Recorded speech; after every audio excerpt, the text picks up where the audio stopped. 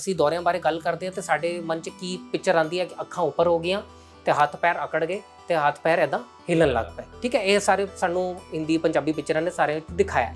But ਕੁਝ ਇਹੋ ਜਿਹੇ ਦੌਰੇ ਵੀ ਹੁੰਦੇ ਨੇ ਜਿਹੜੇ ਬਿਲਕੁਲ ਸਟਲ ਜਿਹੇ ਦੌਰੇ ਹੁੰਦੇ, ਜਿੱਦਾਂ ਕਿ ਬੱਚਾ ਪੜ੍ਹਾਈ ਕਰਦਾ ਪਿਆ ਕਲਾਸ 'ਚ, ਇੱਦਾਂ ਤੇ ਸਾਹ ਲੈਂਦੇ ਲੈਂਦੇ ਅੱਖਾਂ ਬਿਲਕੁਲ ਸਾਹਮਣੇ ਅਟਕ ਗਈਆਂ ਤੇ ਹੁਣ ਬਿਲਕੁਲ ਉਹਨੇ ਆਪਣਾ ਕੰਮ ਕਰਨਾ ਵੀ ਛੱਡਤਾ। 10-15 ਸੈਕਿੰਡ ਬਾਅਦ 15 ਸੈਕਿੰਡ ਬਾਅਦ ਉਹ ਇੱਕਦਮ ਹੋਸ਼ 'ਚ ਆਉਂਦਾ ਤੇ ਉਹ ਆਪਣਾ ਲਿਖਣ ਲੱਗ ਜਾਂਦਾ। 15 ਸੈਕਿੰਡ 'ਚ ਜੋ ਵੀ ਹੋਇਆ ਉਹਨੂੰ ਬਿਲਕੁਲ ਕੁਝ ਅਤਾ ਪਤਾ ਹੀ ਨਹੀਂ। ਇਹ ਸਾਰਿਆਂ ਨੂੰ ਪਤਾ ਹੈ ਕਿ ਕਿਡਨੀ ਅਸੀਂ ਕਿਸੇ ਹੋਰ ਤੋਂ ਲੈ ਕੇ ਵੀ ਪਵਾ ਸਕਦੇ ਹਾਂ, ਲਿਵਰ ਨੂੰ ਵੀ ਕਿਸੇ ਹੋਰ ਤੋਂ ਲੈ ਕੇ ਪਵਾ ਸਕਦੇ ਹਾਂ। ਹਾਲੇ ਤੇ ਤੁਸੀਂ ਸੁਣਿਆ ਵੀ ਹੋਏਗਾ ਕਿ ਹਾਰਟ ਵੀ ਹੁਣ ਸੂਅਰ ਦਾ ਲੈ ਕੇ ਕਿਸੇ ਨੇ ਪਾਤਾ। ਠੀਕ ਹੈ, ਬਟ ਕਦੇ ਨਹੀਂ ਸੁਣਿਆ ਹੋਏਗਾ ਕਿ ਕਿਸੇ ਦਾ ਬ੍ਰੇਨ ਲੈ ਕੇ ਪਾਤਾ। ਤੇ ਕੁਦਰਤ ਨੇ ਇਹ ਨਿਯਮ ਬਣਾਇਆ ਕਿ ਬ੍ਰੇਨ ਜਿਹੜਾ ਹੈ ਉਹ ਇੱਕ ਹੀ ਵਾਰ ਮਿਲੇਗਾ ਤੇ ਜੇ ਉਹ ਡੈਮੇਜ ਹੋ ਗਿਆ ਤੇ ਹੋ ਗਿਆ, ਉਹਨੂੰ ਅੰਦਰ ਜਾ ਕੇ ਕੁਝ ਨਹੀਂ ਕਰ ਸਕਦੇ। ਸਭ ਤੋਂ ਪਹਿਲੀ ਜਿਹੜੀ ਕੁਪ੍ਰਥਾ ਜਾਂ ਅਸੀਂ ਕਹੋ ਕਿ ਗਲਤ ਚੀਜ਼ ਅਸੀਂ ਕਰਦੇ ਹਾਂ ਕਿ ਕਿਸੇ ਨੂੰ ਦੌਰਾ ਪੈ ਗਿਆ ਤੇ ਅਸੀਂ ਫਟਾਫਟ ਕੀ ਕਰਦੇ ਹਾਂ, ਉਹਦੇ ਮੂੰਹ 'ਚ ਪਾਣੀ ਪਾਣ ਲੱਗ ਜਾਂਦੇ ਹਾਂ।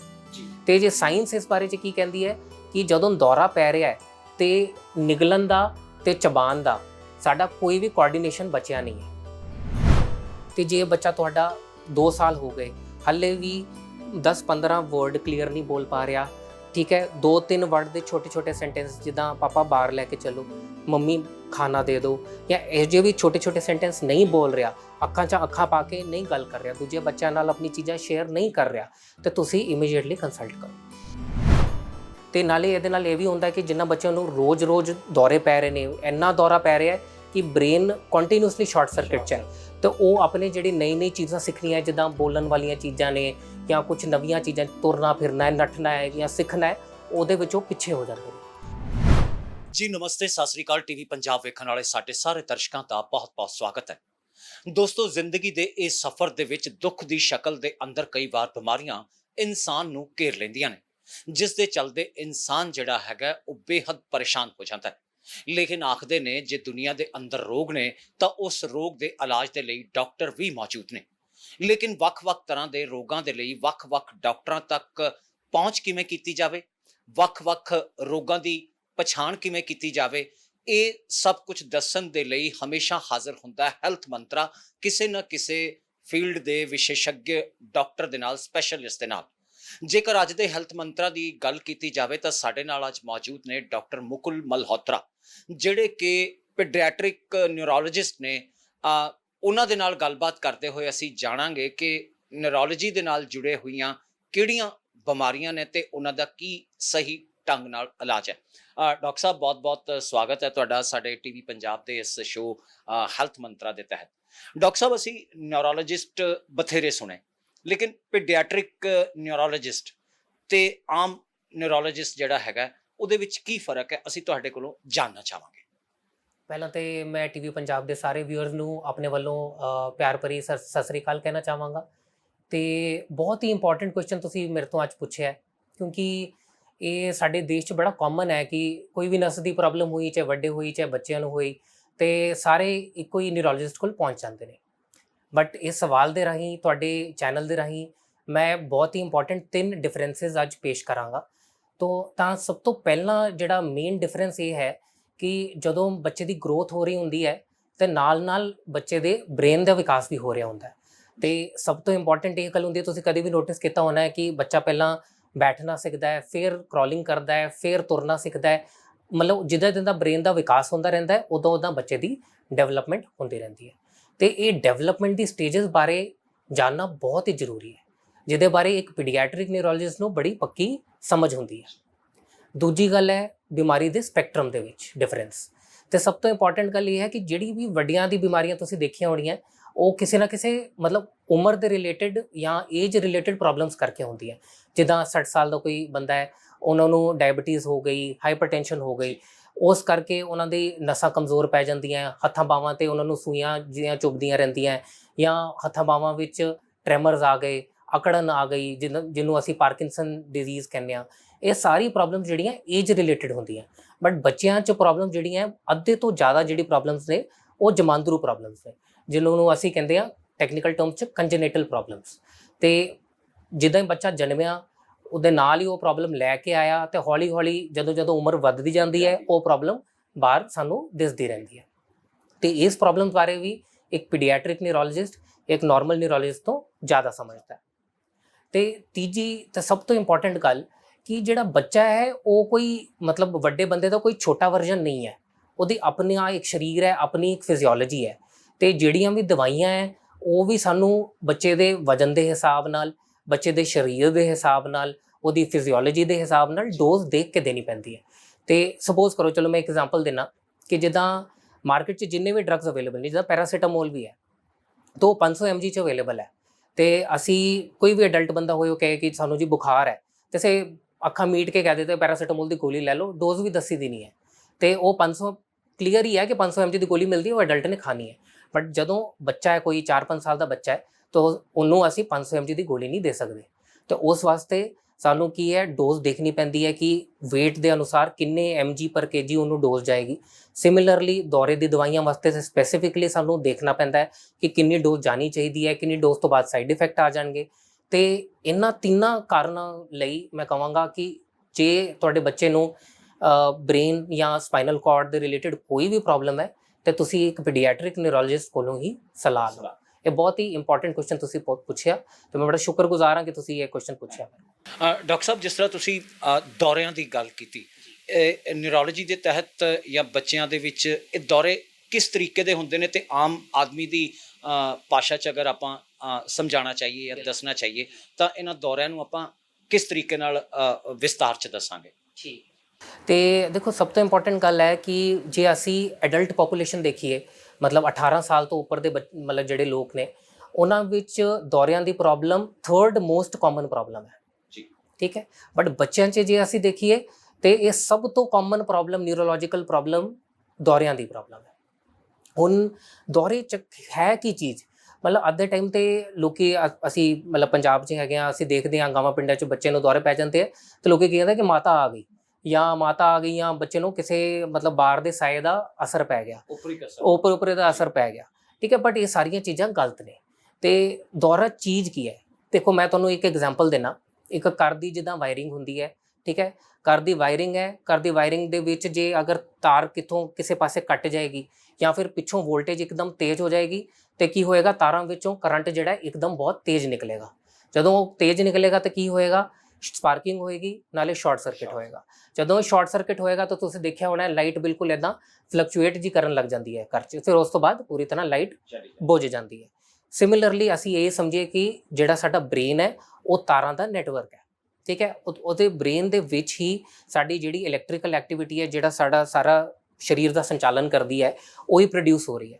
ਤੇ ਜੇ ਕਿਸੇ ਵੀ ਤਾਰ ਦੇ ਥਰੂ ਜ਼ਿਆਦਾ ਕਰੰਟ ਨਿਕਲ ਗਿਆ, ਜਾਂ ਬਚਪਨ 'ਚ ਨਾ ਰੋਣ ਕਰਕੇ ਬ੍ਰੇਨ ਦੀ ਕੋਈ ਤਾਰ ਖਰਾਬ ਹੋਈ ਪਈ ਹੈ, ਤੇ ਉਹਦੇ ਵਿੱਚੋਂ ਕਰੰਟ ਨਿਕਲਿਆ ਤੇ ਇੱਕਦਮ ਸਪਾਰਕਿੰਗ ਹੋਈ, ਸ਼ਾਰਟ ਸਰਕਟ ਹੋਇਆ, ਤੇ ਕੀ ਹੋਏਗਾ, ਬੱਚੇ ਨੂੰ ਦੌਰੇ ਪੈਣ ਲੱਗ ਜਾਣਗੇ, ਅੱਖਾਂ ਉੱਪਰ, ਤੇ ਹੱਥ ਪੈਰ ਜਿੱਦਾਂ ਇੱਦਾਂ ਲਾਈਟ ਫਲਕਚੁਏਟ ਹੁੰਦੀ ਹੈ, ਉਹਦਾ ਹੱਥ ਪੈਰ ਇੱਦਾਂ ਹਿੱਲਣ ਲੱਗ ਜਾਣਗੇ, ਤੇ ਉਹਨੂੰ ਅਸੀਂ ਕਹੀਦਾ ਦੌਰਾ, ਠੀਕ ਹੈ।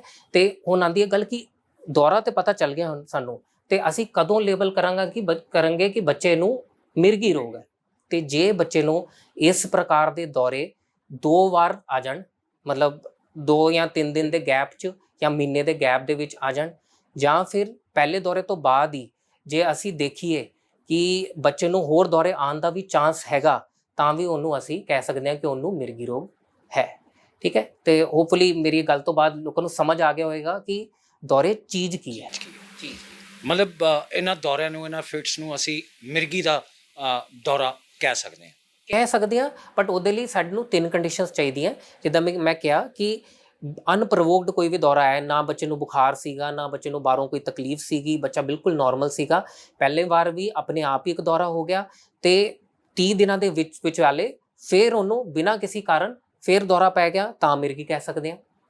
ਦੂਜਾ ਕਾਰਨ ਕਿ ਆਪਾਂ ਪਹਿਲੀ ਵਾਰ ਦੌਰਾ ਹੋਇਆ ਤੇ ਆਪਾਂ MRI ਕਰਾਈ, CT ਸਕੈਨ ਕਰਾਇਆ, EEG ਕਰਾ ਕੇ ਵੇਖਿਆ, ਤੇ ਸਾਨੂੰ ਪਤਾ ਚੱਲਿਆ ਕਿ ਇਸ ਬੱਚੇ ਨੂੰ ਅੱਗੇ ਦੌਰੇ ਹੋਣ ਦੇ ਵੀ 60% ਤੋਂ ਵੀ ਜ਼ਿਆਦਾ ਚਾਂਸ ਨੇ, ਤਾਂ ਵੀ ਅਸੀਂ ਕਹਿ ਸਕਦੇ ਹਾਂ ਕਿ ਬੱਚੇ ਨੂੰ ਮਿਰਗੀ ਰੋਗ ਹੋ ਗਿਆ ਹੈ, ਠੀਕ ਹੈ। ਜਾਂ ਤੀਜੀ ਚੀਜ਼ ਕਿ ਬੱਚਾ ਕਿਸੇ ਐਪੀਲੈਪਸੀ ਸਿੰਡਰੋਮ 'ਚ ਫਿੱਟ ਹੋ ਗਿਆ। ਮਤਲਬ ਐਪੀਲੈਪਸੀ ਸਿੰਡਰੋਮ ਕੀ ਚੀਜ਼ ਹੈ ਕਿ ਇੱਕ ਸਪੈਸੀਫਿਕ ਟਾਈਪ ਦੇ ਦੌਰੇ ਆਣਗੇ, ਸਪੈਸੀਫਿਕ ਟਾਈਪ ਦੀ EEG ਹੈ, ਤੇ MRI ਨਾਰਮਲ ਹੈ, ਜਾਂ ਕੋਈ ਸਪੈਸੀਫਿਕ ਟਾਈਪ ਦੀ ਅਬਨੋਰਮੈਲਿਟੀ ਆ ਰਹੀ ਹੈ, ਤੇ ਸਾਨੂੰ ਪਤਾ ਹੈ ਕਿ ਅੱਗੇ ਵੀ ਇਹਨੂੰ ਇਸ ਪ੍ਰਕਾਰ ਦੇ ਦੌਰੇ ਆਣਗੇ, ਤਾਂ ਅਸੀਂ ਉਹਨੂੰ ਕਹਿ ਸਕਦੇ ਹਾਂ ਕਿ ਬੱਚੇ ਨੂੰ ਮਿਰਗੀ ਰੋਗ ਹੈ।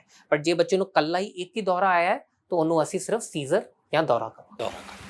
ਜੀ ਡਾਕਟਰ ਸਾਹਿਬ, ਅਗਰ ਮਿਰਗੀ ਦੀ ਗੱਲ ਕੀਤੀ ਜਾਵੇ ਤਾਂ ਅਸੀਂ ਕਈ ਵਾਰ ਦੇਖਿਆ ਕਿ ਲੋਕੀ ਡਾਕਟਰ ਕੋਲ ਪਹੁੰਚਣ ਦੀ ਬਜਾਏ ਆਪ ਹੀ ਨੀਮ ਹਕੀਮ ਬਣਦੇ ਹੋਏ ਕਈ ਤਰੀਕੇ ਅਪਣਾਉਣੇ ਸ਼ੁਰੂ ਕਰਦੇ ਨੇ।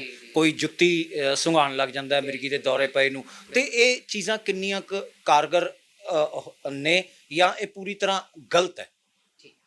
ਦੇਖੋ ਅਸੀਂ ਮਤਲਬ ਹੁਣ ਇਸ ਬਾਰੇ ਸਾਰੀ ਪੜ੍ਹਾਈ ਕੀਤੀ ਹੋਈ ਹੈ ਤੇ ਮੈਂ ਤੇ ਤੁਹਾਨੂੰ ਸਾਇੰਸ ਦਾ ਜਿਹੜਾ ਪਰਸਪੈਕਟਿਵ ਹੈ, ਮਤਲਬ ਸਾਇੰਸ ਕੀ ਕਹਿੰਦੀ ਹੈ ਇਸ ਬਾਰੇ, ਉਹਦਾ ਪਰਸਪੈਕਟਿਵ ਮੈਂ ਤੁਹਾਨੂੰ ਇਸ ਬਾਰੇ 'ਚ ਦੱਸਾਂਗਾ। ਮਤਲਬ ਇਹਦੇ ਰਾਹੀਂ ਮੇਰਾ ਇਹ ਕਹਿਣ ਦਾ ਕੋਈ ਮਤਲਬ ਨਹੀਂ ਕਿ ਜੋ ਲੋਕੀ ਕਰਦੇ ਉਹ ਬਿਲਕੁਲ ਗਲਤ ਨੇ, ਬਟ ਮੈਂ ਉਹਦਾ ਇੱਕ ਪਰਸਪੈਕਟਿਵ ਤੁਹਾਨੂੰ ਦੱਸਾਂਗਾ ਕਿ ਸਾਇੰਸ ਕੀ ਕਹਿਣਾ ਚਾਹੁੰਦੀ ਹੈ ਇਸ ਬਾਰੇ 'ਚ। ਤਾਂ ਸਭ ਤੋਂ ਪਹਿਲੀ ਗੱਲ ਇਹ ਹੈ ਕਿ ਸਭ ਤੋਂ ਪਹਿਲੀ ਜਿਹੜੀ ਕੁਪ੍ਰਥਾ ਜਾਂ ਅਸੀਂ ਕਹੋ ਕਿ ਗਲਤ ਚੀਜ਼ ਅਸੀਂ ਕਰਦੇ ਹਾਂ ਕਿ ਕਿਸੇ ਨੂੰ ਦੌਰਾ ਪੈ ਗਿਆ ਤੇ ਅਸੀਂ ਫਟਾਫਟ ਕੀ ਕਰਦੇ ਹਾਂ, ਉਹਦੇ ਮੂੰਹ 'ਚ ਪਾਣੀ ਪਾਣ ਲੱਗ ਜਾਂਦੇ ਹਾਂ ਜੀ। ਤੇ ਜੇ ਸਾਇੰਸ ਇਸ ਬਾਰੇ 'ਚ ਕੀ ਕਹਿੰਦੀ ਹੈ ਕਿ ਜਦੋਂ ਦੌਰਾ ਪੈ ਰਿਹਾ ਹੈ ਤੇ ਨਿਗਲਣ ਦਾ ਤੇ ਚਬਾਨ ਦਾ ਸਾਡਾ ਕੋਈ ਵੀ ਕੋਆਰਡੀਨੇਸ਼ਨ ਬਚਿਆ ਨਹੀਂ ਹੈ। ਦੌਰੇ ਵੇਲੇ ਕੋਆਰਡੀਨੇਸ਼ਨ ਬਿਲਕੁਲ ਵੀ ਨਹੀਂ ਹੈ, ਟੰਗ ਤੇ ਨਿਗਲਣ ਦਾ ਕੋਈ ਵੀ ਕੋਆਰਡੀਨੇਸ਼ਨ ਨਹੀਂ ਹੈ। ਤੇ ਉਸ ਵੇਲੇ ਜੇ ਤੁਸੀਂ ਬੱਚੇ ਨੂੰ ਪਾਣੀ ਪਿਆਓਗੇ ਜਾਂ ਕਿਸੇ ਵੱਡੇ ਨੂੰ ਵੀ ਪਾਣੀ ਪਿਆਓਗੇ ਤੇ ਹੋ ਸਕਦਾ ਹੈ ਕਿ ਪਾਣੀ ਸਿੱਧਾ ਹੀ ਸਾਹ ਦੀ ਨਲੀ ਵਿੱਚ ਚਲਾ ਜਾਏ ਤੇ ਨਿਮੋਨੀਆ ਕਰਾ ਬੈਠੇ। ਠੀਕ ਹੈ, ਤੇ ਇਹ ਚੀਜ਼ ਸਾਇੰਸ ਦੇ ਪਰਸਪੈਕਟਿਵ ਨਾਲ ਗਲਤ ਹੈ। ਅੱਛਾ, ਫਿਰ ਇੱਕ ਗੱਲ ਆਉਂਦੀ ਹੈ ਕਿ ਜਦੋਂ ਦੌਰਾ ਪੈਣ ਲੱਗਦਾ ਹੈ ਤਾਂ ਉਹਨੂੰ ਰੋਕਣ ਵਾਸਤੇ ਲੋਕੀ ਕਦੇ-ਕਦੇ ਉਂਗਲੀ ਮੂੰਹ 'ਚ ਪਾਉਣ ਲੱਗ ਜਾਂਦੇ ਹੈ, ਕਦੀ ਚਾਬੀ ਸੁੰਘਾਉਣ ਲੱਗ ਜਾਂਦੇ ਹੈ, ਕਦੀ ਜੁੱਤੀ ਦਾ ਪੁੱਠਾ ਪਾਸਾ ਕਰਕੇ ਸੁੰਘਾਉਣ ਲੱਗ ਜਾਂਦੇ ਹੈ। ਤੇ ਪਹਿਲੀ ਗੱਲ ਤੇ ਇਹ ਹੈ ਕਿ ਕਿਸੇ ਨੂੰ ਵੀ ਦੌਰਾ ਹੁੰਦਾ ਪਏ ਹੋਏ ਤੇ ਉਹ ਦੰਦ ਮੀਂਹ 'ਚ ਲੈਣ ਤੇ ਕਦੇ ਵੀ ਆਪਣੀ ਉਂਗਲੀ ਨਾ ਪਾਓ। ਕਿਉਂ? ਕਿਉਂਕਿ ਜੇ ਤੁਸੀਂ ਉਂਗਲੀ ਪਾਓਗੇ ਤੇ ਉਹਨਾਂ ਦਾ ਤੇ ਆਪਣੇ ਦੰਦਾਂ ਤੇ ਕੋਈ ਕੰਟਰੋਲ ਨਹੀਂ ਤੇ ਇੱਕ ਤੇ ਤੁਹਾਡੀ ਉਂਗਲੀ ਤੇ ਵੱਡੀ ਜਾਏਗੀ, ਉਹਨਾਂ ਦੇ ਦੰਦ ਵੀ ਟੁੱਟ ਜਾਣਗੇ। ਤੇ ਦੌਰਾ ਤਾਂ ਹੋਇਆ 5-10 ਮਿੰਟ ਦਾ, ਬਟ ਤੁਸੀਂ ਉਸ ਤੋਂ ਬਾਅਦ ਮਤਲਬ ਜੀਵਨ ਭਰ ਦਾ ਨੁਕਸਾਨ ਤੁਸੀਂ ਆਪਣੇ ਮੋਲ ਲੈ ਲਓਗੇ।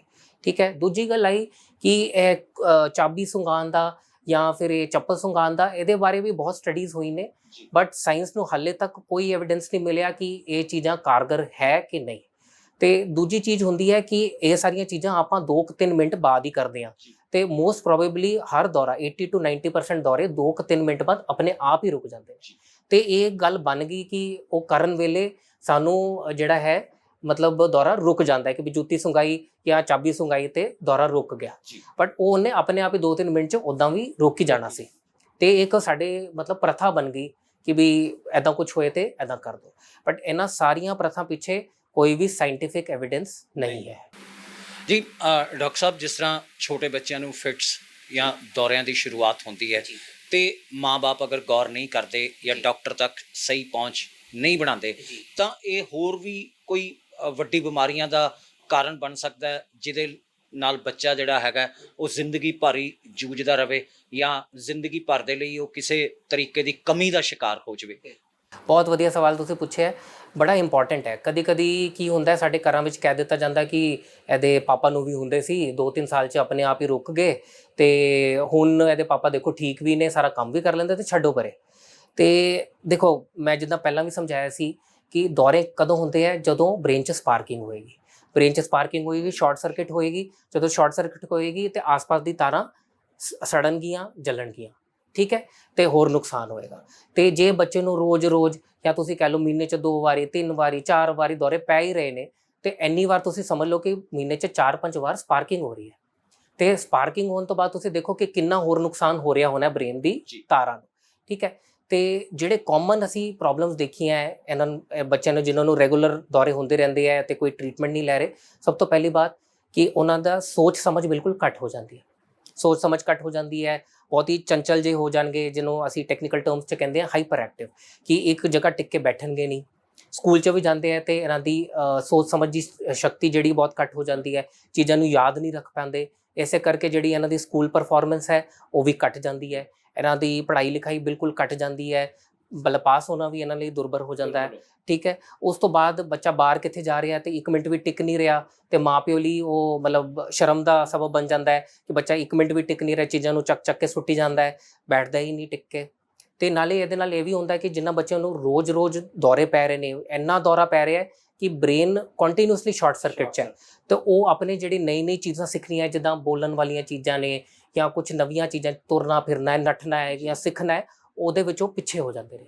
ਜਾਂ ਫਿਰ ਜੋ ਬੱਚਾ ਪਹਿਲਾਂ ਤੋਂ ਠੀਕ ਸੀਗਾ, ਚੱਲਦਾ ਫਿਰਦਾ ਸੀ, ਉਹ ਚੱਲਣ ਫਿਰਨ 'ਚ ਸਲੋ ਹੋ ਜਾਂਦਾ ਹੈ, ਬੋਲਣ 'ਚ ਸਲੋ ਹੋ ਜਾਂਦਾ ਹੈ, ਉਹ ਉਲਟ ਪਟਾਂਗ ਹਰਕਤਾਂ ਕਰਨ ਲੱਗ ਜਾਂਦਾ ਹੈ, ਸਾਹਮਣੇ ਵਾਲਾ ਕੋਈ ਆਏਗਾ ਤਾਂ ਉਹਦੇ ਨਾਲ ਅੱਖਾਂ ਨਾਲ ਅੱਖਾਂ ਪਾ ਕੇ ਗੱਲ ਨਹੀਂ ਕਰੇਗਾ, ਨਾ ਉਹਨਾਂ ਨਾਲ ਠੀਕ ਤਰੀਕੇ ਨਾਲ ਗੱਲਬਾਤ ਕਰੇਗਾ। ਤੇ ਐਦਾਂ ਕਰਕੇ ਬੱਚੇ ਦੀ ਸੋਸ਼ੀਓ ਕੋਗਨੀਟਿਵ ਜਾਂ ਜਿਹੜੀ ਲੈਂਗੁਏਜ ਦੇ ਮਾਈਲਸਟੋਨਸ ਨੇ ਉਹ ਬਹੁਤ ਜ਼ਿਆਦਾ ਅਫੈਕਟ ਹੋ ਜਾਂਦੇ ਨੇ। ਜੀ ਬਹਰਹਾਲ ਦੋਸਤੋ, ਡਾਕਟਰ ਮੁਕੁਲ ਮਲਹੋਤਰਾ ਜੀ ਦੀ ਗੱਲਾਂ ਰਾਹੀਂ ਤੁਸੀਂ ਅੰਦਾਜ਼ਾ ਲਾ ਹੀ ਲਿਆ ਹੋਣਾ ਹੈ ਕਿ ਦਿਮਾਗ ਇਨਸਾਨੀ ਸਰੀਰ ਦਾ ਉਹ ਪਾਵਰ ਹਾਊਸ ਹੈ ਜਿਹਦੇ ਵਿੱਚ ਇੱਕ ਵਾਰੀ ਸ਼ਾਰਟ ਸਰਕਟ ਹੋ ਗਿਆ ਤਾਂ ਉਹ ਵੱਡੀ ਮੁਸੀਬਤ ਦਾ ਕਾਰਨ ਬਣ ਸਕਦਾ ਹੈ, ਵੱਡਿਆਂ ਲਈ ਵੀ ਤੇ ਬੱਚਿਆਂ ਲਈ ਤਾਂ ਬਹੁਤ ਵੱਡੀ ਮੁਸੀਬਤ ਖੜਾ ਕਰਦਾ ਹੋਇਆ ਮਾਂ-ਬਾਪ ਨੂੰ ਵੀ ਦੁੱਖ ਦੀ ਰਾਹ ਤੇ ਲੈ ਕੇ ਜਾ ਸਕਦਾ। ਡਾਕਟਰ ਸਾਹਿਬ, ਅਸੀਂ ਜਾਣਨਾ ਚਾਹਾਂਗੇ ਜਾਂ ਕਈ ਵਾਰ ਲੋਕ ਵੀ ਇਹ ਗੱਲਾਂ ਸਾਨੂੰ ਪੁੱਛਦੇ ਨੇ ਜਾਂ ਸਵਾਲਾਂ ਦੇ ਰਾਹੀਂ ਕਈ ਵਾਰੀ ਡਾਕਟਰਾਂ ਤੋਂ ਵੀ ਜਾਣਨਾ ਚਾਹੁੰਦੇ ਨੇ, ਲੋਕਾਂ ਦਾ ਮੰਨਣਾ ਇਹ ਹੈ ਕਿ ਬੱਚੇ ਨੂੰ ਅਗਰ ਇੱਕ ਵਾਰੀ ਦਿਮਾਗ ਦਾ ਕੋਈ ਰੋਗ ਹੋ ਗਿਆ ਜਾਂ ਕੋਈ ਬਿਮਾਰੀ ਦੇ ਨਾਲ ਅਗਰ ਬੱਚਾ ਜੂਝਣ ਲੱਗ ਪਿਆ ਤਾਂ ਉਹ ਫਿਰ ਠੀਕ ਹੀ ਨਹੀਂ ਹੋ ਸਕਦਾ। ਇਸ ਗੱਲ 'ਚ ਕਿੰਨੀ ਕੁ ਸੱਚਾਈ ਹੈ ਤੇ ਕੀ ਕਹਿਣਾ ਚਾਹੋਗੇ? ਬਿਲਕੁਲ ਬਿਲਕੁਲ, ਬਹੁਤ ਵਧੀਆ ਸਵਾਲ ਹੈ ਇਹ ਵੀ। ਦੇਖੋ, ਇੱਕ ਗੱਲ ਮੈਂ ਬੜੀ ਕਲੀਅਰ ਕਰਨਾ ਚਾਹਾਂਗਾ ਕਿ ਹਰ ਬੱਚੇ ਦੀ ਨਿਊਰੋ ਦੀ ਪ੍ਰੋਬਲਮ ਅਲੱਗ ਹੈ। ਨੈਸੈਸਰੀ ਨਹੀਂ ਹੈ ਕਿ ਹਰ ਬੱਚੇ ਨੂੰ ਉਹੀ ਪ੍ਰੋਬਲਮ ਹੋਏ, ਠੀਕ ਹੈ। ਤੇ ਗੱਲ ਇਹ ਹੁੰਦੀ ਹੈ ਕਿ ਜਦੋਂ ਕੋਈ ਪੇਰੈਂਟਸ ਆਪਣੇ ਬੱਚੇ ਦੀ ਕਿਸੇ ਮਤਲਬ ਐਸੀ ਬਿਮਾਰੀ ਤੋਂ ਜੂਝਦੇ ਆ ਜਿਹਦਾ ਕੋਈ ਇਲਾਜ ਨਹੀਂ ਹੈ ਜਾਂ ਬੱਚਾ ਉਹ ਠੀਕ ਨਹੀਂ ਹੋ ਰਿਹਾ, ਤਾਂ ਇੱਕ ਜਨਰਲ ਨੋਸ਼ਨ ਸਾਰਿਆਂ ਨੂੰ ਪਾਸ ਕਰ ਦਿੰਦੇ ਆ ਕਿ ਬਈ ਇਹ ਬਿਮਾਰੀਆਂ, ਨਿਊਰੋ ਦੀ ਬਿਮਾਰੀਆਂ ਠੀਕ ਹੁੰਦੀਆਂ ਹੀ ਨਹੀਂ ਹੈ, ਬਲਕਿ ਇਹ ਗੱਲ ਸੱਚੀ ਨਹੀਂ ਹੈ। ਦੇਖੋ, ਨਿਊਰੋ ਵਿੱਚ ਬਹੁਤ ਸਾਰੀਆਂ ਪ੍ਰੋਬਲਮਸ ਨੇ ਜਿਨ੍ਹਾਂ ਦਾ ਇਲਾਜ ਡਾਇਰੈਕਟਲੀ ਔਰ ਇਨਡਾਇਰੈਕਟਲੀ ਸਾਡੇ ਕੋਲ ਹੈਗਾ ਹੈ, ਠੀਕ ਹੈ। ਚਲੋ ਮੈਂ ਇੱਕ ਐਗਜ਼ਾਮਪਲ ਹੀ ਦੇਣਾ ਕਿ ਇੱਕ ਸਾਡੇ ਕੋਲ ਇੱਕ ਬੜਾ ਹੀ ਕਾਮਨ ਮਿਰਗੀ ਦਾ ਇੱਕ ਐਪੀਲੈਪਸੀ ਸਿੰਡਰੋਮ ਹੈ ਜਿਹਨੂੰ ਅਸੀਂ ਕਹੀਦਾ ਬਿਨਾਈਨ ਰੋਲੈਂਡਿਕ ਐਪੀਲੈਪਸੀ, ਜਿਹਦੇ ਵਿੱਚ ਰਾਤ ਨੂੰ ਸੌਂਦੇ ਹੋਏ ਡੀਪ ਸਲੀਪ 'ਚ ਬੱਚੇ ਨੂੰ ਦੌਰੇ ਪੈਣਗੇ, ਉਹ ਵੀ ਇੱਕ ਸਾਈਡ ਦੇ ਦੌਰੇ ਪੈਣਗੇ ਤੇ ਮੂੰਹ ਤੇ ਜਿਹੜੇ ਹੋਂਠ ਨੇ ਉਹ ਜ਼ਿਆਦਾ ਹਿੱਲਣਗੇ, ਠੀਕ ਹੈ। ਤੇ ਉਹ ਇਹੋ ਜਿਹੀ ਬਿਮਾਰੀ ਹੈ ਜਿਹੜਾ ਮਤਲਬ 5 ਤੋਂ 15 ਸਾਲ ਦੇ ਵਿੱਚ ਆਉਂਦੀ ਹੈ। 3 ਵਾਰ ਜਾਂ 4 ਵਾਰ ਬੱਚੇ ਨੂੰ ਦੌਰੇ ਆਣਗੇ, ਕੁਝ ਬੱਚਿਆਂ ਨੂੰ ਜ਼ਿਆਦਾ ਵੀ ਆਉਂਦੇ ਨੇ ਤੇ ਬੱਚੇ ਬਿਲਕੁਲ ਸਾਫ਼ ਸੁਥਰੇ ਬਾਹਰ ਨਿਕਲ ਆਉਂਦੇ ਨੇ, ਨਾ ਉਹਨਾਂ ਨੂੰ ਪੜ੍ਹਾਈ ਲਿਖਾਈ ਦਾ ਕੋਈ ਨੁਕਸਾਨ ਜਾਂ ਕੁਝ ਵੀ ਨਹੀਂ ਹੁੰਦਾ, ਠੀਕ ਹੈ। ਬਟ ਇਹੀ ਗੱਲ ਹੈ ਕਿ ਉਹ ਕਦੇ ਕੋਈ ਟ੍ਰੀਟਮੈਂਟ ਲੈਣ ਨਹੀਂ ਆਉਂਦੇ ਤੇ ਫਿਰ ਕੀ ਹੁੰਦਾ ਹੈ ਕਿ ਇੱਕ ਜਨਰਲ ਨੋਸ਼ਨ ਬਣ ਜਾਂਦੀ ਹੈ ਕਿ 1 ਸਾਲ ਪਹਿਲਾਂ ਵੀ ਹੋਇਆ ਸੀ, 2 ਸਾਲ ਬਾਅਦ ਵੀ ਹੋ ਗਿਆ ਤੇ ਬੱਚੇ ਨੂੰ ਤੇ ਉਹੀ ਤਕਲੀਫ ਚੱਲੀ ਜਾਂਦੀ ਹੈ, ਅਸੀਂ ਦਵਾਈ ਵੀ ਕਰਾਈ ਜਾਂਦੇ ਹਾਂ ਤੇ ਫਿਰ ਵੀ ਠੀਕ ਨਹੀਂ ਹੋ ਰਿਹਾ, ਜਦ ਕਿ ਉਹ ਬਿਮਾਰੀ ਏਜ ਰਿਲੇਟਡ ਹੈ। ਉਹ 15 ਸਾਲ ਤੋਂ ਬਾਅਦ ਆਪਣੇ ਆਪ ਹੀ ਠੀਕ ਵੀ ਹੋ ਜਾਣੀ ਹੈ। ਉਸ ਤੋਂ ਬਾਅਦ ਦਵਾਈ ਦਵੂਈ ਲੈਣ ਦਾ ਸਾਨੂੰ ਕੋਈ ਲੋੜ ਵੀ ਨਹੀਂ ਉਹਦੇ ਵਾਸਤੇ। ਤੇ ਗੱਲ ਇਹ ਹੈ ਕਿ ਜੇ ਤੁਹਾਡਾ ਡਾਇਗਨੋਸਿਸ ਸਹੀ ਤਰੀਕੇ ਨਾਲ ਬਣ ਜਾਏ ਤੇ ਫਿਰ ਤੁਹਾਨੂੰ ਇਲਾਜ ਵੀ ਸਹੀ ਤਰੀਕੇ ਨਾਲ ਮਿਲ ਜਾਂਦਾ। ਬਟ ਇਸ ਗੱਲ 'ਚ ਕੁਝ ਹੱਦ ਤੱਕ ਸੱਚਾਈ ਵੀ ਹੈ ਕਿ ਕੁਝ ਇਹੋ ਜਿਹੀ ਬਿਮਾਰੀਆਂ ਹੈਗੀਆਂ ਨੇ ਜਿਹਦਾ ਸਾਡੇ ਕੋਲ ਅਜੇ ਤੱਕ ਪੁਖਤਾ ਕੋਈ ਇਲਾਜ ਨਹੀਂ ਮਿਲਿਆ, ਜਿੱਦਾਂ ਬਹੁਤ ਸਾਰੀ ਜੈਨੇਟਿਕ ਬਿਮਾਰੀਆਂ ਜਾਂ ਫਿਰ ਇੱਕ ਬੜੀ ਕਾਮਨ ਬਿਮਾਰੀ ਸਾਰਿਆਂ ਨੇ ਸੁਣਿਆ ਹੋਏਗਾ ਸੈਰੇਬਰਲ ਪਾਲਸੀ, ਜਿਹਦੇ ਵਿੱਚ ਬੱਚਾ ਜਨਮ ਦੇ ਵੇਲੇ ਰੋਇਆ ਨਹੀਂ, ਬ੍ਰੇਨ ਦੇ ਵਿੱਚ ਡੈਮੇਜ ਹੋ ਗਿਆ। ਹੁਣ ਸਾਰਿਆਂ ਨੂੰ ਪਤਾ ਹੈ ਕਿ ਕਿਡਨੀ ਅਸੀਂ ਕਿਸੇ ਹੋਰ ਤੋਂ ਲੈ ਕੇ ਵੀ ਪਵਾ ਸਕਦੇ ਹਾਂ, ਲਿਵਰ ਨੂੰ ਵੀ ਕਿਸੇ ਹੋਰ ਤੋਂ ਲੈ ਕੇ ਪਵਾ ਸਕਦੇ ਹਾਂ। ਹਾਲੇ ਤੇ ਤੁਸੀਂ ਸੁਣਿਆ ਵੀ ਹੋਏਗਾ ਕਿ ਹਾਰਟ ਵੀ ਹੁਣ ਸੂਅਰ ਦਾ ਲੈ ਕੇ ਕਿਸੇ ਨੇ ਪਾਤਾ, ਠੀਕ ਹੈ। ਬਟ ਕਦੇ ਨਹੀਂ ਸੁਣਿਆ ਹੋਏਗਾ ਕਿ ਕਿਸੇ ਦਾ ਬ੍ਰੇਨ ਲੈ ਕੇ ਪਾਤਾ। ਤੇ ਕੁਦਰਤ ਨੇ ਇਹ ਨਿਯਮ ਬਣਾਇਆ ਕਿ ਬ੍ਰੇਨ ਜਿਹੜਾ ਹੈ ਉਹ 21 ਵਾਰ ਮਿਲੇਗਾ ਤੇ ਜੇ ਉਹ ਡੈਮੇਜ ਹੋ ਗਿਆ ਤੇ ਹੋ ਗਿਆ, ਉਹਨੂੰ ਅੰਦਰ ਜਾ ਕੇ ਕੁਝ ਨਹੀਂ ਕਰ ਸਕਦਾ। ਤੇ ਪਰ ਫਿਰ ਵੀ ਉਹਨਾਂ ਬੱਚਿਆਂ ਲਈ ਸਾਡੇ ਕੋਲ ਕੁਆਲਿਟੀ ਆਫ ਲਾਈਫ ਜਾਂ ਉਹਨਾਂ ਦੀ ਜਿੰਨੀ ਮਤਲਬ ਸ਼ਮਤਾ ਸੀ ਉਹਨਾਂ ਉਧਰ ਤੱਕ ਪਹੁੰਚਾਉਣ ਵਾਸਤੇ ਅਸੀਂ ਬਹੁਤ ਸਾਰੀ ਚੀਜ਼ਾਂ ਕਰ ਸਕਦੇ ਹਾਂ, ਜਿੱਦਾਂ ਫਿਜ਼ੀਓਥੈਰੇਪੀ ਹੋ ਗਈ, ਦਵਾਈਆਂ ਰਾਹੀਂ ਉਹਨਾਂ ਦੇ ਹੱਥ ਪੈਰ ਦੀ ਅਕੜਨ ਜਾਂ ਪਿਸ਼ਾਬ ਜਾਂ ਪੋਟੀ ਦੀ ਜਿਹੜੀ ਵੀ ਪ੍ਰੋਬਲਮ ਹੈ ਉਹਨਾਂ ਨੂੰ ਕਾਫੀ ਹੱਦ ਤੱਕ ਸੋਲਵ ਆਊਟ ਕਰ ਸਕਦੇ ਹਾਂ ਅਸੀਂ। ਤੇ ਇਹ ਕਹਿਣਾ ਕਿ ਵੀ ਨਿਊਰੋ ਦੀ ਪ੍ਰੋਬਲਮ ਜੇ ਬੱਚੇ ਨੂੰ ਇੱਕ ਵਾਰ ਹੋ ਗਈ ਤੇ ਠੀਕ ਨਹੀਂ ਹੁੰਦੀ, ਇਹ ਗਲਤ ਗੱਲ ਹੈ। ਤੇ ਇਹਨਾਂ ਚੀਜ਼ਾਂ ਤੋਂ ਤੁਸੀਂ ਬਚੋ ਤੇ ਜਿੰਨਾ ਹੋ ਸਕੇ ਆਪਣੇ ਬੱਚੇ ਦਾ ਪੂਰਾ ਕੇਅਰ ਰੱਖੋ ਤੇ ਜੇ ਇਹੋ ਜਿਹੀ ਕੋਈ ਵੀ ਪ੍ਰੋਬਲਮ ਹੋਏ ਤੇ ਪੀਡੀਆਟ੍ਰਿਕ ਨਿਊਰੋਲੋਜਿਸਟ ਦੀ ਸਲਾਹ ਲੈਣ ਤੋਂ ਪਹਿਲਾਂ ਸੰਕੋਚ ਨਾ ਕਰੋ।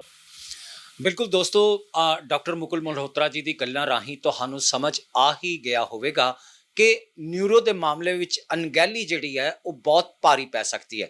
ਬੱਚੇ ਦੀ ਜ਼ਿੰਦਗੀ ਜਿਹੜੀ ਹੈ ਉਹ ਪੂਰੇ ਤਰੀਕੇ ਨਾਲ ਖਰਾਬ ਹੋ ਸਕਦੀ ਹੈ। ਬੱਚੇ ਨੂੰ ਕਈ ਤਰੀਕੇ ਦੀ ਪ੍ਰੋਬਲਮਸ ਦਾ ਜਿਹੜਾ ਹੈਗਾ ਉਹ ਸਾਹਮਣਾ ਕਰਨਾ ਪੈ ਸਕਦਾ ਹੈ ਅਤੇ ਹੋ ਸਕਦਾ ਹੈ ਜੇ ਅਣਗਹਿਲੀ ਵੱਧਦੀ ਜਾਏ, ਆਪਾਂ ਡਾਕਟਰ ਦੇ ਕੋਲ ਸਹੀ ਟਾਈਮ ਦੇ ਉੱਤੇ ਆਪਣੀ ਪਹੁੰਚ ਨਾ ਬਣਾਉਂਦੇ ਹੋਏ ਆਪ ਹੀ ਨੀਮ ਹਕੀਮ ਬਣੇ ਰਹੀਏ ਤਾਂ ਇਹ ਜਿਹੜੀ ਜ਼ਿੰਦਗੀ ਬੱਚੇ ਦੀ ਹੈ ਉਹ ਪੂਰੇ ਤਰੀਕੇ ਨਾਲ ਖਤਰੇ ਵਿੱਚ ਪੈ ਸਕਦੀ ਹੈ। ਡਾਕਟਰ ਸਾਹਿਬ, ਇਹ ਤਾਂ ਗੱਲ ਹੋ ਗਈ ਦੌਰਿਆਂ ਦੀ, ਫਿਟਸ ਦੀ, ਤੇ ਨਿਊਰੋ ਦੇ ਨਾਲ ਜੁੜੀਆਂ ਹੋਈਆਂ ਹੋਰ ਕਿਹੜੀਆਂ ਬਿਮਾਰੀਆਂ ਨੇ ਜਿਹੜੀਆਂ ਬੱਚਿਆਂ ਨੂੰ ਜਾਂ ਵੱਡਿਆਂ ਨੂੰ ਹੋ ਸਕਦੀਆਂ ਨੇ, ਉਹ ਅਸੀਂ ਆਪਣੇ ਦਰਸ਼ਕਾਂ ਲਈ ਤੁਹਾਡੇ ਕੋਲੋਂ ਜ਼ਰੂਰ ਜਾਣਨਾ ਚਾਹਾਂਗੇ। ਬਿਲਕੁਲ ਜੀ, ਬਿਲਕੁਲ।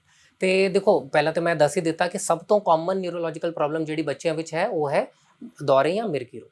ਬਟ ਇਸ ਤੋਂ ਇਲਾਵਾ ਵੀ ਬਹੁਤ ਸਾਰੀ ਪ੍ਰੋਬਲਮਸ ਜਿਹੜੀਆਂ ਨੇ ਉਹ ਹੁਣ ਸਰ ਚੱਕਦੀਆਂ ਪਈਆਂ, ਸਪੈਸ਼ਲੀ ਕੋਵਿਡ ਤੋਂ ਬਾਅਦ ਇਹ ਪ੍ਰੋਬਲਮ ਬਹੁਤ ਵੱਧ ਗਈਆਂ ਨੇ। ਤੇ ਸਭ ਤੋਂ ਕਾਮਨ ਪ੍ਰੋਬਲਮ ਦੌਰਿਆਂ ਤੋਂ ਬਾਅਦ ਜਿਹੜੀ ਮੈਂ ਦੱਸਾਂਗਾ ਹੁਣ ਹੈ ਬਿਹੇਵੀਅਰਲ ਪ੍ਰੋਬਲਮਸ ਜਾਂ ਜਿਹਨੂੰ ਅਸੀਂ ਕਹਿੰਦੇ ਆ ਔਟਿਜ਼ਮ ਤੇ attention deficit hyper activity disorder. ਹੁਣ ਦੇਖੋ ਔਟਿਜ਼ਮ 'ਚ ਕੀ ਹੁੰਦਾ ਹੈ ਕਿ ਬੱਚੇ ਨੂੰ ਕਮਿਊਨੀਕੇਸ਼ਨ ਦੀ ਪ੍ਰੋਬਲਮ ਹੈ, ਨਾ ਉਹ ਬੋਲ ਕੇ ਦੱਸ ਸਕਦਾ ਹੈ, ਨਾ ਇਸ਼ਾਰਿਆਂ ਰਾਹੀਂ ਜਾਂ ਅੱਖਾਂ ਰਾਹੀਂ ਕੁਝ ਕਹਿ ਸਕਦਾ ਹੈ, ਤੇ ਇਸੇ ਕਰਕੇ ਉਹਨਾਂ ਦਾ ਬਿਹੇਵੀਅਰ ਬਦਲ ਜਾਂਦਾ ਹੈ। ਵੀ ਨਾਰਮਲ ਬੱਚਾ ਰੋ ਕੇ ਦੱਸੇਗਾ ਜਾਂ ਕੁਝ ਕਹਿ ਕੇ ਦੱਸੇਗਾ ਤੇ ਬੱਚੇ ਚੀਕ ਚਿਕਾੜਾ ਪਾਣਗੇ ਤੇ ਚੀਜ਼ਾਂ ਸੁੱਟਣ ਲੱਗ ਜਾਣਗੇ, ਦੂਜਿਆਂ ਨਾਲ ਘੁਲਣਗੇ ਮਿਲਣਗੇ ਨਹੀਂ, ਇਕੱਲੇ ਰਹਿ ਜਾਣਗੇ। ਤੇ ਸ਼ੁਰੂ 'ਚ ਕੀ ਸਭ ਤੋਂ ਵੱਡੀ ਗੱਲ ਇਹ ਹੁੰਦੀ ਹੈ ਕਿ ਇਹ ਬੋਲਦੇ ਨਹੀਂ ਹੈ, ਬੋਲਦੇ ਹੈ ਤੇ ਲੇਟ ਬੋਲਦੇ ਹੈ। ਤੇ ਹੁੰਦਾ ਕੀ ਹੈ, ਘਰ 'ਚ ਸਾਡੇ ਵੱਡੇ ਬਜ਼ੁਰਗ ਜਿਹੜੇ ਕਹਿੰਦੇ ਕਿ ਨਹੀਂ ਇਹਦੇ ਪਾਪਾ ਵੀ ਲੇਟ ਬੋਲੇ ਸੀ ਤੇ ਥੋੜੀ ਦੇਰ ਵੇਟ ਕਰ ਲਓ। ਤੇ ਹੁੰਦਾ ਕੀ ਹੈ ਕਿ ਵੇਟ ਕਰਦੇ ਕਰਦੇ ਜਿਹੜਾ ਉਹ ਡਿਵੈਲਪਮੈਂਟ ਵਾਲਾ ਫੇਜ਼ ਹੁੰਦਾ ਹੈ, ਜਿਹੜਾ 5 ਸਾਲ ਤੱਕ ਬੜਾ ਇੰਪੋਰਟੈਂਟ ਫੇਜ਼ ਅਸੀਂ ਮੰਨੀਦਾ ਹੈ, ਉਹ ਉਸ ਵੇਲੇ ਜਿਹੜੇ ਮਾਪਿਓ ਹੈ ਉਹ ਅਣਕੈਲੀ ਕਰ ਜਾਂਦੇ ਹੈ। ਤੇ ਬਾਅਦ 'ਚੋਂ ਜਦੋਂ ਉਹਨਾਂ ਨੂੰ ਪਤਾ ਚੱਲਦਾ ਕਿ ਨਾ ਹੁਣ ਇਹ ਗੱਲ ਕਰਦਾ ਹੈ ਤੇ ਲੋਕਾਂ ਨੂੰ ਮਾਰਨ ਕੁੱਟਣ ਨੂੰ ਪੈਂਦਾ ਹੈ, ਤੇ ਉਸ ਵੇਲੇ ਫਿਰ ਉਹ ਕੁਝ ਕਰਨ ਦੀ ਕੋਸ਼ਿਸ਼ ਵੀ ਕਰਦੇ ਆ ਤੇ ਬੱਚੇ ਦੀ ਆਦਤਾਂ ਹੁਣ ਪੱਕੀਆਂ ਹੋ ਚੁੱਕੀਆਂ। ਤੇ ਇਹ ਬਿਮਾਰੀ ਬੜੀ ਕਾਮਨ ਹੁੰਦੀ ਜਾ ਰਹੀ ਹੈ ਕੋਵਿਡ ਦੇ ਵੇਲੇ 'ਚ। ਕਿਉਂਕਿ ਸਾਰੇ ਘਰ ਦੇ ਅੰਦਰ ਰਹਿ ਗਏ, ਦੂਜੇ ਬੱਚਿਆਂ ਨਾਲ ਮੇਲ ਮਿਲਾਪ ਹੋ ਨਹੀਂ ਸਕਿਆ, ਦੂਜੇ ਬੱਚੇ ਘਰ ਕਦੇ ਆ ਨਹੀਂ ਸਕੇ, ਤਾਂ ਉਹਨਾਂ ਨੂੰ ਕਦੇ ਸਮਝ ਹੀ ਨਹੀਂ ਆਇਆ ਕਿ ਦੂਜੇ ਨਾਲ ਮਿਲ ਕੇ ਗੱਲਬਾਤ ਕਰਕੇ ਵੀ ਐਂਟਰਟੇਨਮੈਂਟ ਹੋ ਸਕਦਾ ਹੈ।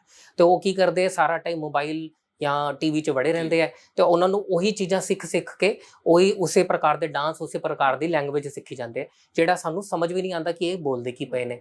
ਠੀਕ ਹੈ ਨਾ। ਤੇ ਇਹ ਸਭ ਤੋਂ ਵੱਡੀ ਕਾਮਨ ਪ੍ਰੋਬਲਮ ਹੈ ਔਟਿਜ਼ਮ ਤੇ attention deficit hyper activity disorder. ਉਸ ਤੋਂ ਬਾਅਦ ਮੈਂ ਆਵਾਂਗਾ ਸਿਰ ਦਰਦ ਦੀ ਪ੍ਰੋਬਲਮ ਤੇ ਹੈਡੇਕ ਜਿਹੜੀ ਹੈ ਉਹ ਬਹੁਤ ਹੀ ਕਾਮਨ ਪ੍ਰੋਬਲਮ ਹੈ ਬੱਚਿਆਂ ਵਿੱਚ। ਐਂਡ ਸਭ ਤੋਂ ਕਾਮਨ ਕਾਰਨ ਹੈਡੇਕ ਦਾ ਹੈ ਮਾਈਗ੍ਰੇਨ। ਹੁਣ ਮਾਈਗ੍ਰੇਨ ਹੈ ਕਿ ਸਾਨੂੰ ਸਾਰਿਆਂ ਨੂੰ ਪਤਾ ਹੈ ਕਿ ਵੱਡਿਆਂ ਨੂੰ ਵੀ ਹੁੰਦੀ ਹੈ, ਬੱਚਿਆਂ ਨੂੰ ਵੀ ਹੁੰਦੀ ਹੈ, ਕੋਈ ਜਾਨਲੇਵਾ ਪ੍ਰੋਬਲਮ ਨਹੀਂ ਹੈ। ਬਟ ਤਕਲੀਫ ਇਹ ਹੈ ਕਿ ਮਾਈਗ੍ਰੇਨ ਦਾ ਜੋ ਸਿਰ ਦਰਦ ਹੈ ਇਹ ਕੀ ਕਰਦਾ ਹੈ, ਕੁਆਲਿਟੀ ਆਫ ਲਾਈਫ ਗਿਰਾ ਦਿੰਦਾ ਹੈ। ਕੁਆਲਿਟੀ ਆਫ ਲਾਈਫ ਮਤਲਬ ਕਿ ਬੱਚੇ ਨੇ ਸਕੂਲ ਜਾਣਾ ਹੈ ਤੇ ਸਿਰ ਦਰਦ ਹੋ ਗਿਆ, ਸਕੂਲ ਤੋਂ ਛੁੱਟੀਆਂ ਪੈ ਗਈਆਂ, ਉਸ ਤੋਂ ਬਾਅਦ ਹੋਮਵਰਕ ਕਰ ਆ ਕੇ ਕਰਨਾ ਹੈ ਤੇ ਉਹ ਫਿਰ ਸਿਰ ਦਰਦ ਹੋ ਗਿਆ ਦੁਪਹਿਰ ਵੇਲੇ ਤੇ ਸੁੱਤਾ ਪਿਆ, ਹੋਮਵਰਕ ਨਹੀਂ ਹੋ ਪਾ ਰਿਹਾ, ਤੇ ਪੇਪਰ ਆ ਗਏ, ਟੈਨਸ਼ਨ ਆ ਗਈ, ਫਿਰ ਮਾਈਗ੍ਰੇਨ ਦਾ ਸਿਰ ਦਰਦ ਹੋ ਗਿਆ, ਪੇਪਰ ਛੁਡਾਣੇ ਪੈ ਗਏ, ਤੇ ਕੁਆਲਿਟੀ ਆਫ ਲਾਈਫ ਤੁਹਾਡਾ ਸਾਰਾ ਜੀਵਨ ਦੇ ਸਿਰ ਦਰਦ 'ਚ ਕੱਟ ਜਾਏਗਾ ਤੇ ਫਾਇਦਾ ਕਿੱਦਾਂ ਹੋਏਗਾ।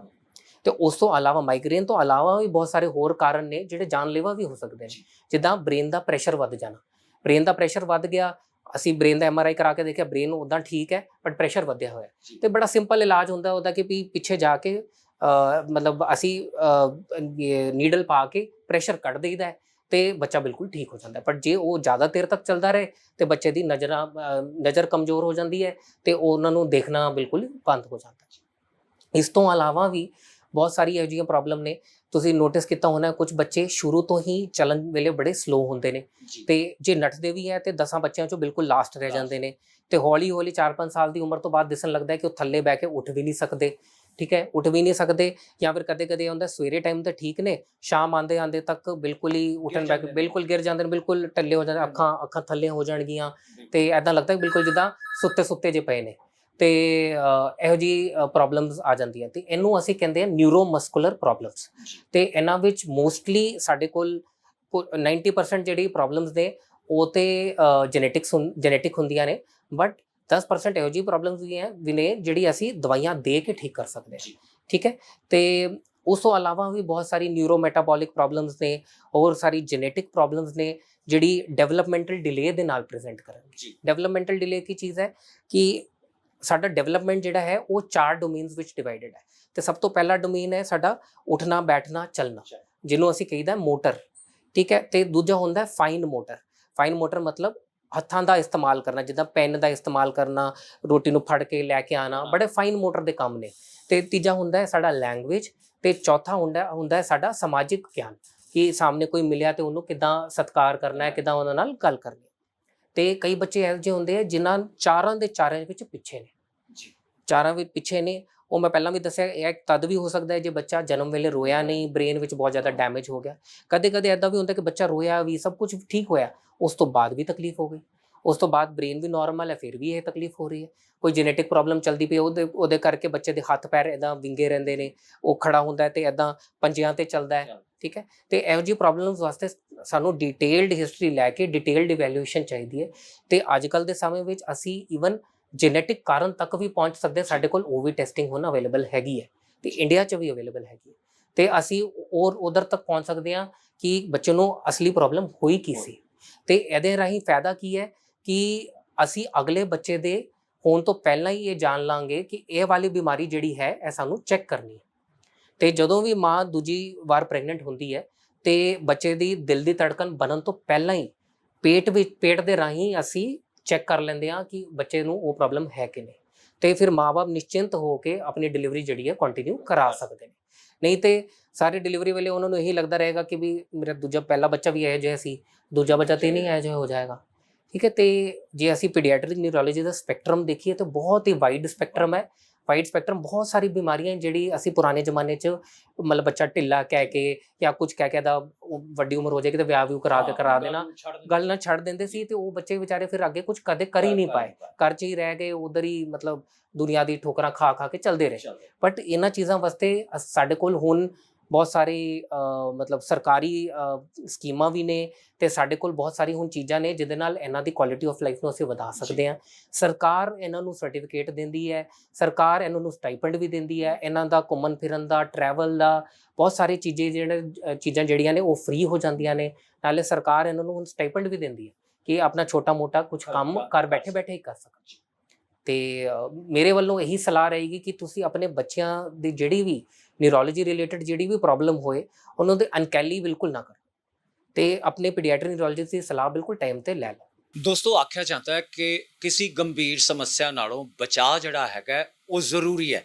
ਉਸ ਦੇ ਨਾਲ ਅਗਰ ਆਪਾਂ ਸੁਚੇਤ ਰਹਾਂਗੇ, ਆਪਾਂ ਪੂਰੇ ਤਰੀਕੇ ਨਾਲ ਆਪਣੇ ਬੱਚਿਆਂ ਤੇ ਨਜ਼ਰ ਰੱਖਦੇ ਹੋਏ ਉਹਨਾਂ ਦੇ ਬਿਹੇਵੀਅਰ ਨੂੰ ਅਗਰ ਆਪਾਂ ਨੋਟ ਕਰਦੇ ਹੋਏ ਉਹਨਾਂ ਦੀ ਹਰਕਤਾਂ ਨੂੰ ਵੇਖਾਂਗੇ ਤਾਂ ਆਪਾਂ ਸਮਝ ਜਾਵਾਂਗੇ ਕਿ ਸਾਡਾ ਬੱਚਾ ਜਿਹੜਾ ਉਹ ਕਿਸੇ ਨਾ ਕਿਸੇ ਬਿਮਾਰੀ ਦਾ ਸ਼ਿਕਾਰ ਤਾਂ ਨਹੀਂ ਹੋ ਰਿਹਾ ਜਾਂ ਹੋਣ ਜਾ ਰਿਹਾ। ਡਾਕਟਰ ਸਾਹਿਬ, ਕੋਈ ਇੱਦਾਂ ਦਾ ਸਪੈਸੀਫਿਕ ਲੱਛਣ ਵੀ ਹੈਗਾ ਵੀ ਵੱਡਿਆਂ 'ਚ ਜਾਂ ਬੱਚਿਆਂ 'ਚ ਵੀ ਉਹਨਾਂ ਨੂੰ ਅਹਿਸਾਸ ਹੋ ਜਾਏ ਕਿ ਯਾਰ ਸਾਨੂੰ ਇਸ ਟਾਈਮ ਪੀਡੀਆਟ੍ਰਿਕ ਨਿਊਰੋਲੋਜਿਸਟ ਜਾਂ ਵੱਡਿਆਂ ਨੂੰ ਵੀ ਨਿਊਰੋਲੋਜਿਸਟ ਕੋਲ ਜਾਣਾ ਚਾਹੀਦਾ?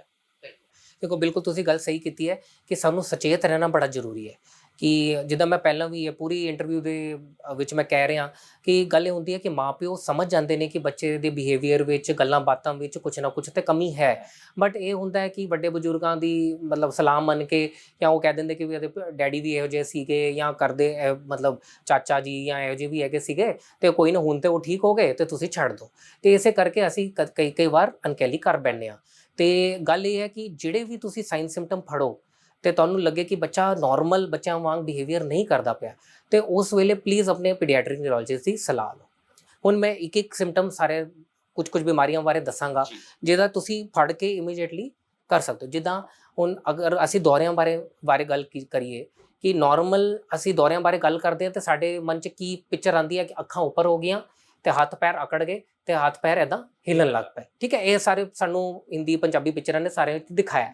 ਬਟ ਕੁਝ ਇਹੋ ਜਿਹੇ ਦੌਰੇ ਵੀ ਹੁੰਦੇ ਨੇ ਜਿਹੜੇ ਬਿਲਕੁਲ ਸਟਲ ਜਿਹੇ ਦੌਰੇ ਹੁੰਦੇ, ਜਿੱਦਾਂ ਕਿ ਬੱਚਾ ਪੜ੍ਹਾਈ ਕਰਦਾ ਪਿਆ, ਕਲਾਸ 'ਚ ਇੱਦਾਂ ਤੇ ਸਾਹ ਲੈਂਦੇ ਅੱਖਾਂ ਬਿਲਕੁਲ ਸਾਹਮਣੇ ਅਟਕ ਗਈਆਂ ਤੇ ਹੁਣ ਬਿਲਕੁਲ ਉਹਨੇ ਆਪਣਾ ਕੰਮ ਕਰਨਾ ਵੀ ਛੱਡਤਾ। 10-15 ਸੈਕਿੰਡ ਬਾਅਦ, 15 ਸੈਕਿੰਡ ਬਾਅਦ ਉਹ ਇੱਕਦਮ ਹੋਸ਼ 'ਚ ਆਉਂਦਾ ਤੇ ਉਹ ਆਪਣਾ ਲਿਖਣ ਲੱਗ ਜਾਂਦਾ। 15 ਸੈਕਿੰਡ 'ਚ ਜੋ ਵੀ ਹੋਇਆ ਉਹਨੂੰ ਬਿਲਕੁਲ ਕੁਝ ਅਤਾ ਪਤਾ ਹੀ ਨਹੀਂ ਤੇ ਟੀਚਰ ਨੂੰ ਲੱਗਦਾ ਹੈ ਕਿ ਇਹ ਤੇ ਡੇ ਡਰੀਮਿੰਗ ਕਰਦਾ ਪਿਆ, ਐਸੇ ਸੌਂਦਾ ਹੀ ਰਹਿੰਦਾ ਕਲਾਸ 'ਚ ਆ ਕੇ ਤੇ ਸਕੂਲ ਪਰਫਾਰਮੈਂਸ ਗਿਰਦੀ ਪਈ ਹੈ। ਜਦੋਂ ਤੱਕ ਮਾਪਿਓ ਆਪਣੇ ਸਾਹਮਣੇ ਨਹੀਂ ਦੇਖ ਲੈਂਦੇ ਉਹਨਾਂ ਨੂੰ ਪਤਾ ਨਹੀਂ ਚੱਲਦਾ, ਇਸ ਕਰਕੇ ਛੁੱਟ ਜਾਂਦਾ ਹੈ। ਜਦੋਂ ਕਈ ਵਾਰ ਇੱਦਾਂ ਪ੍ਰਕਾਰ ਦੇ ਵੀ ਦੌਰੇ ਹੋਣਗੇ ਕਿ ਜਿੱਦਾਂ ਢਿੱਡ 'ਚ ਹੌਲ ਪੈ ਗਿਆ ਜਾਂ ਕਿਸੇ ਹੱਥ ਜਾਂ ਬਿਲਕੁਲ ਬਾਂਹ 'ਚ ਸੂਈਆਂ ਜੀ ਚੁੱਭਣ ਲੱਗੀਆਂ, ਉਸ ਤੋਂ ਬਾਅਦ ਗਰਦਨ ਇੱਕ ਪਾਸੇ ਟੇਢੀ ਹੋ ਗਈ ਤੇ ਇੱਕ ਹੱਥ ਬਿਲਕੁਲ ਅਕੜ ਗਿਆ ਜਾਂ ਹਿੱਲਣ ਲੱਗ ਪਿਆ ਤੇ ਲੋਕੀ ਸੋਚਦੇ ਕਿ ਬਿਲਕੁਲ ਨਾ ਬੱਚੇ ਨੂੰ ਕੋਈ ਗੱਲਬਾਤ ਦਿਲ 'ਚ ਲੱਗ ਗਈ ਹੈ, ਡਰ ਬਹਿ ਗਿਆ, ਇਸੇ ਕਰਕੇ ਹੋ ਗਿਆ। ਜਦ ਕਿ ਇਹਨੂੰ ਅਸੀਂ ਕਹੀਦਾ ਟੈਂਪੋਰਲ ਲੋਬ ਐਪੀਲੈਪਸੀ। ਸਾਡਾ ਟੈਂਪੋਰਲ ਲੋਬ ਹੈ ਜਿੱਥੇ ਇਹ ਸਾਰੀ ਸੈਂਸੇਸ਼ਨ, ਡਰ ਦੀ ਸੈਂਸੇਸ਼ਨ ਇਹ ਸਾਰੀ ਸਾਡੇ ਉੱਥੇ ਹੀ ਬਹਿੰਦੀ ਹੈ ਤੇ ਉਹ ਸਟਾਰਟ ਦੌਰਾ ਇੱਦਾਂ ਹੀ ਹੋਏਗਾ ਕਿ ਢਿੱਡ 'ਚ ਹੌਲ ਪਏਗਾ ਤੇ ਨਾਲੇ ਦੌਰੇ ਪੈ ਜਾਣਗੇ। ਠੀਕ ਹੈ, ਤੇ ਇਹਨਾਂ ਦੌਰਿਆਂ ਲਈ ਇਹਨਾਂ 2-3 ਚੀਜ਼ਾਂ ਨੂੰ ਪਲੀਜ਼ ਧਿਆਨ 'ਚ ਰੱਖੋ। ਹੁਣ ਗੱਲ ਕਰਦੇ ਹਾਂ ਔਟਿਜ਼ਮ ਬਾਰੇ। ਤੇ ਜੇ ਹੁਣ ਅਸੀਂ ਔਟਿਜ਼ਮ ਦੇਖੀਏ ਤੇ ਜੇ ਬੱਚਾ ਤੁਹਾਡਾ 2 ਸਾਲ ਹੋ ਗਏ, ਹਾਲੇ ਵੀ 10-15 ਵਰਡ ਕਲੀਅਰ ਨਹੀਂ ਬੋਲ ਪਾ ਰਿਹਾ, ਠੀਕ ਹੈ, 2-3 ਵਰਡ ਦੇ ਛੋਟੇ ਸੈਂਟੈਂਸ ਜਿੱਦਾਂ ਪਾਪਾ ਬਾਹਰ ਲੈ ਕੇ ਚਲੋ, ਮੰਮੀ ਖਾਣਾ ਦੇ ਦਿਓ, ਜਾਂ ਇਹੋ ਜਿਹੇ ਵੀ ਛੋਟੇ ਸੈਂਟੈਂਸ ਨਹੀਂ ਬੋਲ ਰਿਹਾ, ਅੱਖਾਂ 'ਚ ਅੱਖਾਂ ਪਾ ਕੇ ਨਹੀਂ ਗੱਲ ਕਰ ਰਿਹਾ, ਦੂਜੇ ਬੱਚਿਆਂ ਨਾਲ ਆਪਣੀ ਚੀਜ਼ਾਂ ਸ਼ੇਅਰ ਨਹੀਂ ਕਰ ਰਿਹਾ, ਤੇ ਤੁਸੀਂ ਇਮੀਡੀਏਟਲੀ ਕੰਸਲਟ ਕਰੋ। ਤੀਜੀ ਗੱਲ, attention deficit hyper activity disorder ਵਿੱਚ ਕਿ ਬੱਚਾ 2 ਮਿੰਟ ਵੀ ਕੁਰਸੀ ਤੇ ਟਿਕ ਕੇ ਨਹੀਂ ਬੈਠਦਾ, ਕਲਾਸ ਵਿੱਚ ਵੀ ਜਾਂਦਾ ਹੈ ਤੇ ਕਿਸੇ ਤੇ ਕੁਝ ਉਂਗਲੀ ਮਾਰ ਕੇ ਕੁਝ ਚੀਜ਼ ਡੇਗ ਦਿੰਦਾ ਹੈ, ਚੁੰਡੀ ਮਾਰ ਆਉਂਦਾ ਹੈ ਜਾਂ ਕੁਝ ਕਰ ਆਉਂਦਾ ਹੈ, ਤੇ ਆਪਣੇ ਨਿਊਰੋਲੋਜਿਸਟ ਦੀ ਸਲਾਹ ਇਮੀਡੀਏਟਲੀ ਲਓ। ਸਿਮਿਲਰਲੀ ਤੁਹਾਨੂੰ ਲੱਗਦਾ ਕਿ ਬੱਚਾ ਥੱਲੇ ਬਹਿ ਕੇ ਉੱਠ ਨਹੀਂ ਪਾ ਰਿਹਾ ਤੇ ਉਹਨੂੰ ਹਰ ਵੇਲੇ ਸਲਾਹ ਮਤਲਬ ਸਪੋਰਟ ਲੈਣੀ ਪੈਂਦੀ ਹੈ, ਚਾਹੇ ਟੂਟੀ ਦੀ ਸਪੋਰਟ ਲੈਣੀ ਪਏ, ਚਾਹੇ ਆਪਣੇ ਗੋਡਿਆਂ ਦੀ ਸਪੋਰਟ ਲੈਣੀ ਪਏ, ਤੇ ਉਹ ਚੀਜ਼ ਨੂੰ ਇਗਨੋਰ ਨਾ ਕਰੋ ਤੇ ਫਟਾਫਟ ਟ੍ਰੀਟਮੈਂਟ ਬਣਾਓ। ਜੀ ਬਹਰਹਾਲ ਦੋਸਤੋ, ਡਾਕਟਰ ਮੁਕੁਲ ਮਲਹੋਤਰਾ ਜੀ ਦੀ ਗੱਲਾਂ ਰਾਹੀਂ ਅਤੇ ਸਲਾਹ ਰਾਹੀਂ ਤੁਸੀਂ ਜਾਣ ਹੀ ਗਏ ਹੋਵੋਗੇ ਕਿ ਅਗਰ ਬੱਚਿਆਂ ਦੇ ਨਾਲ ਜੁੜੀ ਨਿਊਰੋਲੋਜੀ ਦੀ ਬਿਮਾਰੀਆਂ ਨੂੰ ਨਜ਼ਰ ਅੰਦਾਜ਼ ਕੀਤਾ ਜਾਏ ਤਾਂ ਇਹ ਵੱਡਾ ਰੂਪ ਲੈਂਦੇ ਹੋਏ ਜ਼ਿੰਦਗੀ ਵਿੱਚ ਉਹਨਾਂ ਨੂੰ ਵੱਡਾ ਦੁੱਖ ਦੇ ਸਕਦੀਆਂ ਹਨ। ਲਿਹਾਜ਼ਾ ਡਾਕਟਰ ਮੁਕੁਲ ਮਲਹੋਤਰਾ ਦੀ ਗੱਲਾਂ ਨੂੰ ਸਮਝਦੇ ਹੋਏ, ਇਹਨਾਂ ਨੂੰ ਜਾਣਦੇ ਹੋਏ, ਅਗਰ ਤੁਹਾਨੂੰ ਆਪਣੇ ਬੱਚੇ ਵਿੱਚ ਜਾਂ ਆਪਣੇ ਨੇੜੇ ਤੇੜੇ ਕਿਸੇ ਬੱਚੇ ਵਿੱਚ ਵੀ ਇਸ ਤਰੀਕੇ ਦੇ ਲੱਛਣ ਦਿਖਦੇ ਨੇ ਤਾਂ ਤੁਹਾਨੂੰ ਬਿਲਕੁਲ ਵੀ ਦੇਰ ਨਹੀਂ ਕਰਨੀ ਚਾਹੀਦੀ, ਕਿਸੇ ਨਾ ਕਿਸੇ ਪੀਡੀਆਟ੍ਰਿਕ ਨਿਊਰੋਲੋਜਿਸਟ ਕੋਲ ਆਪਣੀ ਪਹੁੰਚ ਕਰਦੇ ਹੋਏ ਬੱਚੇ ਦਾ ਸਹੀ ਇਲਾਜ ਕਰਵਾਉਣਾ ਚਾਹੀਦਾ ਹੈ।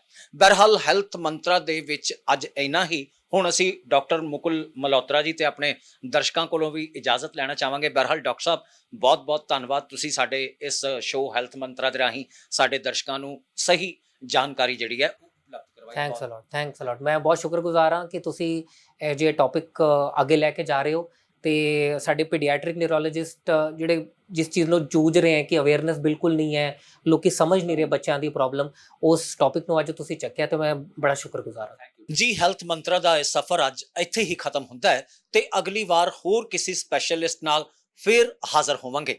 ਹੁਣ ਸਾਨੂੰ ਦਿਓ ਇਜਾਜ਼ਤ, ਲੇਕਿਨ ਦੇਸ਼ ਅਤੇ ਦੁਨੀਆ ਦੀ ਬਾਕੀ ਹੋਰ ਖਬਰਾਂ ਦੇ ਲਈ ਤੁਸੀਂ ਹਮੇਸ਼ਾ ਹਰ ਸਮਾਂ ਵੇਖਦੇ ਰਹੋ ਟੀਵੀ ਪੰਜਾਬ। ਨਮਸਤੇ, ਸਤਿ ਸ੍ਰੀ ਅਕਾਲ। ਸਤਿ ਸ਼੍ਰੀ ਅਕਾਲ ਜੀ, ਮੈਂ ਨਿਰਮਲ ਮਾਨ ਊੜਾ ਟੈਕਸ ਸੈਟਲਮੈਂਟ ਤੋਂ। ਇਹ ਤੁਸੀਂ ਵੀਡੀਓ ਦੇਖ ਰਹੇ ਸੀ ਟੀਵੀ ਪੰਜਾਬ ਦੇ ਉੱਤੇ। ਇਹੋ ਜਿਹੇ ਹੋਰ ਜਾਣਕਾਰੀ ਭਰਪੂਰ ਵੀਡੀਓ ਦੇਖਣ ਵਾਸਤੇ ਟੀਵੀ ਪੰਜਾਬ ਦੇ ਚੈਨਲ ਨੂੰ ਸਬਸਕ੍ਰਾਈਬ ਕਰੋ ਤੇ ਨਾਲ ਹੇਠ ਦਿੱਤੇ ਹੋਏ ਬੈਲ ਆਈਕਨ ਦੇ ਬਟਨ ਦਬਾਓ। ਸਤਿ ਸ਼੍ਰੀ ਅਕਾਲ।